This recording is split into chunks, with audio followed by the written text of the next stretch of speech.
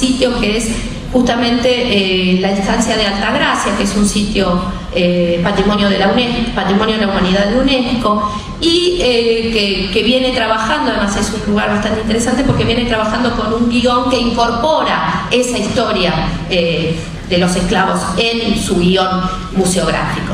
Si ustedes se fijan, este lugar, yo traje esta foto adrede justamente porque este lugar es uno de los pocos que quedan en el país que está vigente.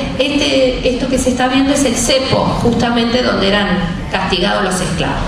Me interesa marcar esto porque una de las ideas que estamos tratando de romper es esta idea de que la esclavitud en Argentina era benigna, no era tan...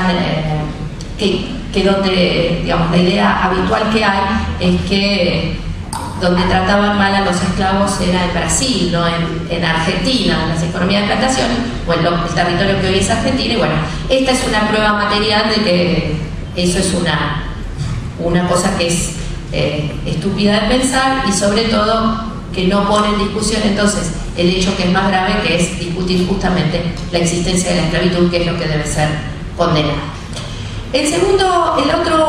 Otro de los sitios que elegimos y que se documentó es la llamada Capilla de los Negros en Chascomús. Esta es una de las fotos. La Capilla de los Negros, la llamada Capilla de los Negros, se fundó hace 150 años justamente, en 1862.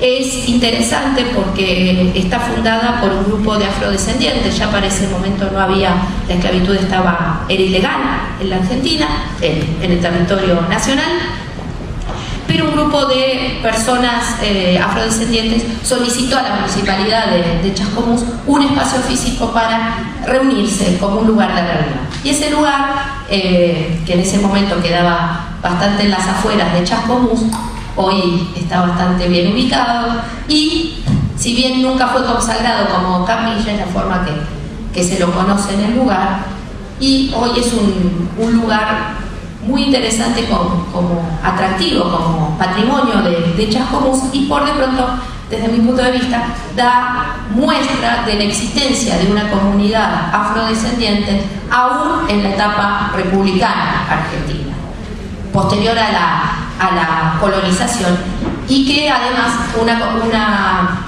comunidad que estaba organizada, que tenía sus intenciones, que se reunía, que tenía intereses propios, y me parece que entonces es interesante tener en cuenta esta situación.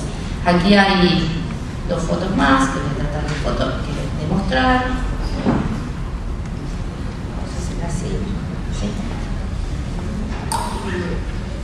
Esta es una foto del interior y esta es otra foto del interior. Después los otros lugares que tomamos fueron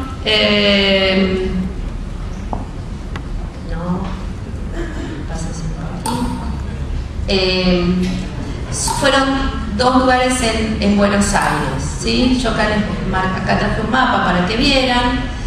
Estos fueron lugares que nosotros documentamos, donde había una presencia afro importante que tiene que ver con, ahora van a empezar, este es Gabino Ezeiza, pero quiero volver acá, donde hay distintos lugares que tienen una presencia, alguna historia con la presencia afro en la ciudad.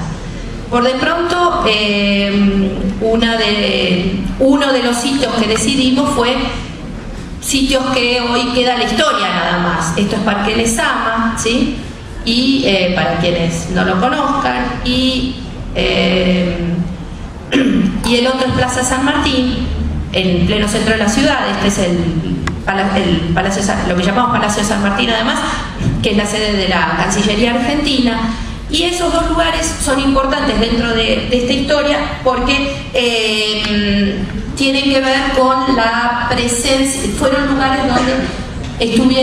donde llegaban los esclavos que se vendían en el puerto de Buenos Aires. No quedó ningún tipo de actividad de rastro material de esto, pero esos son los lugares donde estuvieron y nos parecía importante señalar. Por último, el otro lugar que tomamos tiene que ver con toda la cuestión de la cultura afro que sigue vigente en Buenos Aires. que ya es más vieja. Esta es una foto de Gabino Ezeiza, el payador, que es un afrodescendiente y que es el payador nacional. Entonces es una reivindicación, pero también a las reivindicaciones más nuevas que hay, que es toda la nueva presencia del candombe, fundamentalmente en la zona de Salteño. Para ir terminando, después de todas estas discusiones nos dimos cuenta que teníamos que discutir más cómo era la presencia, cuál era la carga que tenía, o cómo era la forma en que se recordaba y se le daba presencia a la cultura afro en otros lugares del mundo, y en ese sentido nos interesó ponerlo en discusión con otros lugares. Discutir fundamentalmente con otros lugares de América Latina, con Brasil, con Haití, pero también con Estados Unidos, lugares donde se están discutiendo estas cuestiones, con Colombia, por supuesto, pero también con cómo este tema estaba presente en África. Y en ese segundo seminario tuvimos la gran cosa de tener la presencia de varios historiadores africanos que nos acompañaron, que pudimos iniciar un diálogo, otro diálogo que también hay que hacer todavía, y que pudimos iniciarlo en ese seminario, y de lo cual da cuenta el libro que les mencionaba, Huellas y Legados. Bueno, después podemos hacer algunas preguntas y demás. Muchas gracias.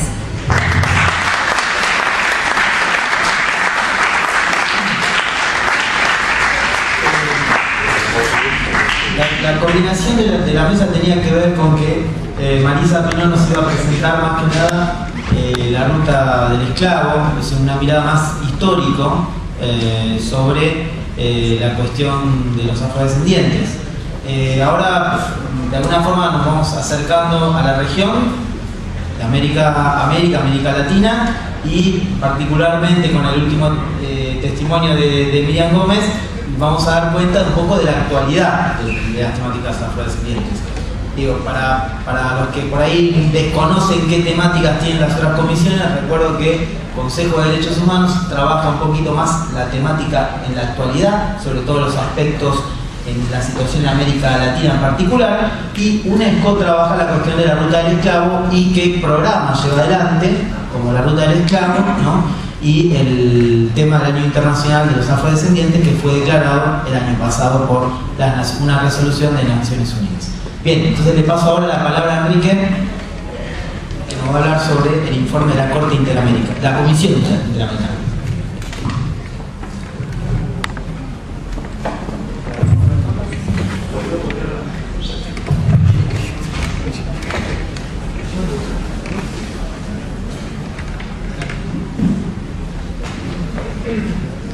Con perdón de la bandera de la provincia de Buenos Aires.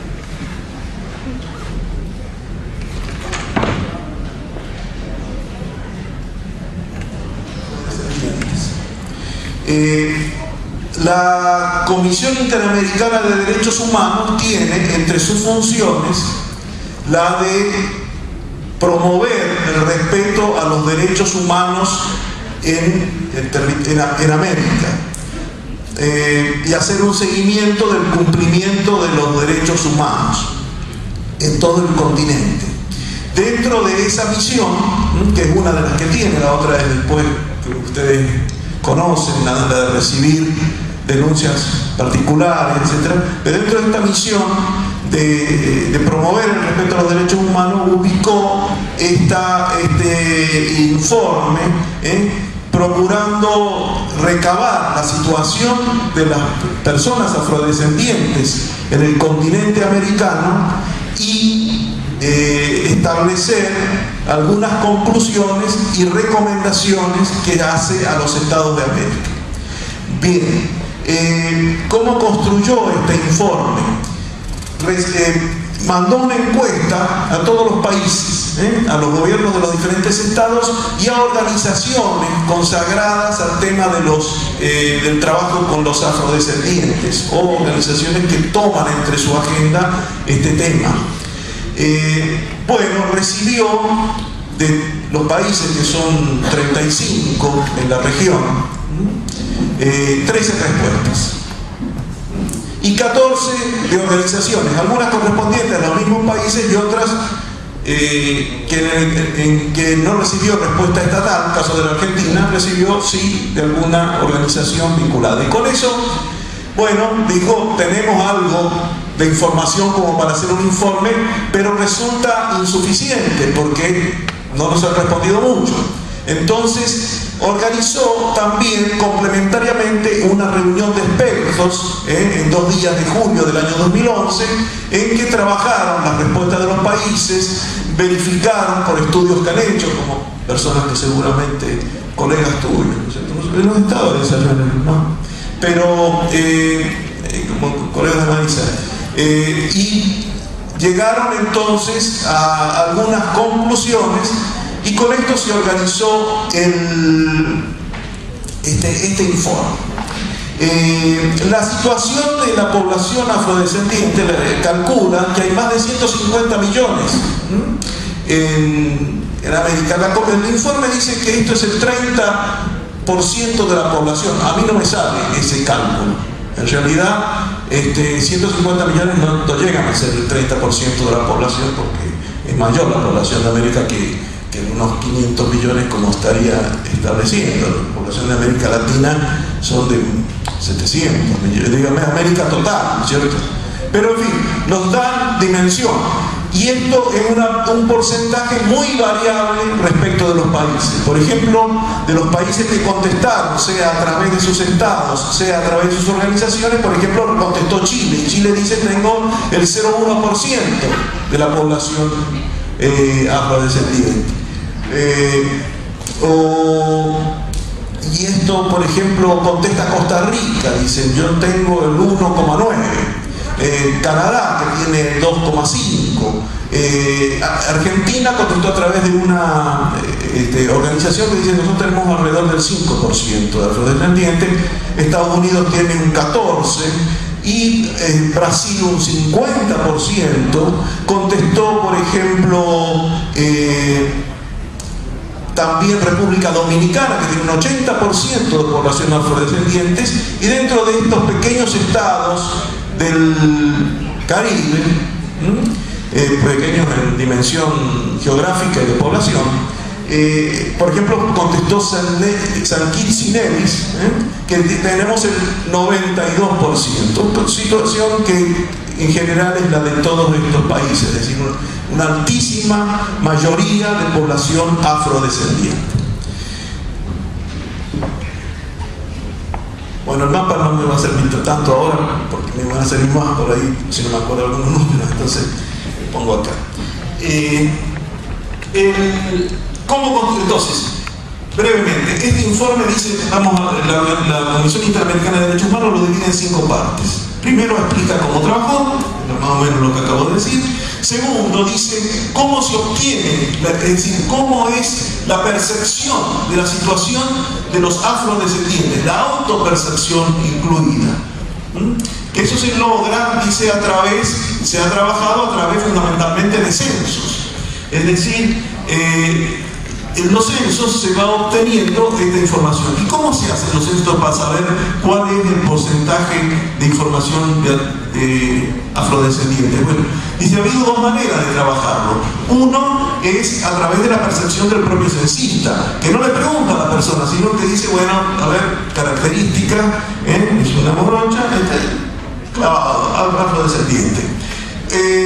Pero, dice, es muy importante que esto surja de una pregunta que se responda por la propia percepción de la persona, es decir, que se asuma como afrodescendiente. Y esto es un camino incluso pedagógico, porque hace a su autoestima como partícipe de este colectivo.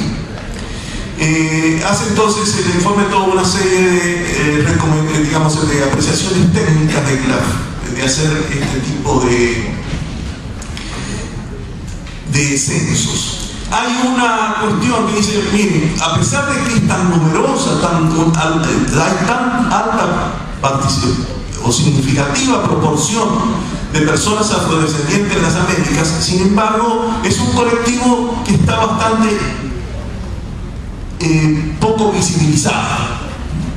Es difícil hablar de poco visibilizado, es cierto, en estas 2 semanas, ¿no es cierto?, donde aparece claramente en las competencias deportivas la preeminencia en muchos casos de los afrodescendientes y los afrodescendientes americanos en particular. Pero esta figuración tan importante de los afrodescendientes en las competencias deportivas y en las competencias olímpicas de este tiempo no es, sin embargo, lo que se percibe como una situación en la vida cotidiana. ¿Cuál es esta es la parte más extensa de este informe, donde muestra cómo es la situación de discriminación estructural del colectivo, digamos así, de la comunidad afrodescendiente en los países de América. Es decir, con respecto al goce de los derechos humanos, a la vigencia de los derechos humanos, no es el ser afrodescendientes es una situación de desventaja. Y dentro de esa comunidad afrodescendiente, la interseccionalidad, es decir, el acumular otras características hace que esa desventaja sea mayor. ¿Cuál es la situación más desventajosa? La de ser mujer, pobre, afrodescendiente. Ese es el sector más postergado en términos generales, como estadística en América.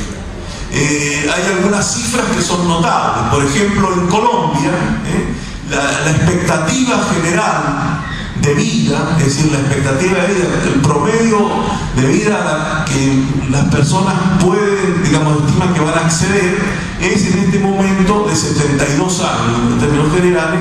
En el caso de los afrodescendientes, varones, digamos, en general, es de 63 años. En el caso de las mujeres, que son más longevas, es decir, 77 años, algo más, o de la expectativa de vida de las mujeres colombianas, las mujeres afrodescendientes que componen, como tal, según la respuesta del Estado de Colombia, algo más del 10% de la población, es de solo 70 años. Es decir, hay una situación de desventaja. Esta situación de desventaja se ve también respecto de otros derechos. El derecho a la educación, el acceso a la educación. Por ejemplo, si en Brasil, señalan sus estadísticas, en 2006 había 14 millones de personas analfabetas, más de 9.600.000 eran pertenecientes a los afrodescendientes. Es decir, 50% de la población es afrodescendiente en Brasil. Sin embargo, en términos de analfabetismo, esto asciende al 67, casi 68%. Lo mismo, la misma estadística se reproduce respecto de otros derechos. El derecho al trabajo, la calificación de los afrodescendientes del trabajo es inferior. Y esto en toda América, incluido, por ejemplo, bueno, Estados Unidos, y aún dice, digamos, la información suministrada por Canadá. Y mayor aún es la situación, digamos, peor es la situación respecto al trabajo de las mujeres afrodescendientes, de las afrodescendientes respecto a los varones. Y más postergada también la situación de las mujeres afrodescendientes que viven en zonas rurales. Es decir, que ahí hay aún un grado mayor de postergación. Entonces, frente a esta situación estructural de discriminación, lo que se pregunta el informe es si hay una denuncia, digamos, una conciencia y una denuncia para hacer este problema socialmente problematizado. Y dice que esto va avanzando, pero que presenta muchas dificultades. La mayor dificultad que presenta es que, aun cuando hay muchas situaciones de discriminación, sin embargo, las denuncias no están en la misma proporción a lo que correspondería. ¿Por qué no está? Porque, dice, la población afrodescendiente recién ahora va encontrando caminos o valorando como caminos posibles el hecho de poder denunciar ante las estructuras, las instituciones que reciben, por ejemplo, fundamentalmente las instituciones de la justicia. Es decir, se sienten absolutamente ajenas a esas instituciones y dicen que no los van, piensan que no los van a escuchar. En consecuencia, no hacen esta denuncia. Un avance que encuentra el informe, que refleja el informe de la comisión, porque es un informe producido, ya digo, en base a las respuestas que ha recibido, es que esto va avanzando porque las instituciones, mejor dicho, en los diferentes países se van creando instituciones y mecanismos para hacer más posible este tipo de denuncias. Y esto es un valor.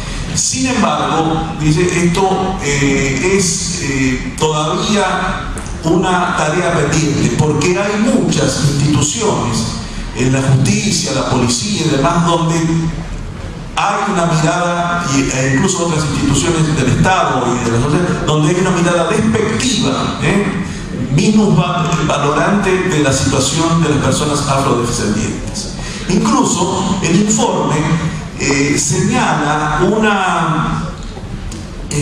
un fenómeno, el fenómeno del perfil racial, es decir, establecer que de mirar con desconfianza la situación de un afrodescendiente como sospechoso frente a determinada situación. Esto nosotros posiblemente en la Argentina lo tengamos respecto de otro tipo de poblaciones, pero es interesante ver la perspectiva general en América, donde esta marcada visión discriminatoria, digamos, de sospecha cuando la persona es afrodescendiente, dice que es un fenómeno que se da. ¿Qué significa? Es decir, frente a una situación, frente a un hecho delictivo, por ejemplo, el mirar con mayor sospecha, bueno, posiblemente fue un negro el que lo cometió. Y esta situación se da, y el informe incluso señala una encrucijada en la que se ven las personas afrodescendientes. ¿Cuál es? Si visten de manera pobre, crean, es decir, hacen permanente esta idea de que son más pobres, de menor valor, ¿no?, de los descendientes. Si se esfuerzan, dice, por tener buena presencia, vestir bien, entonces puede ser marcado, y seguramente lo robó.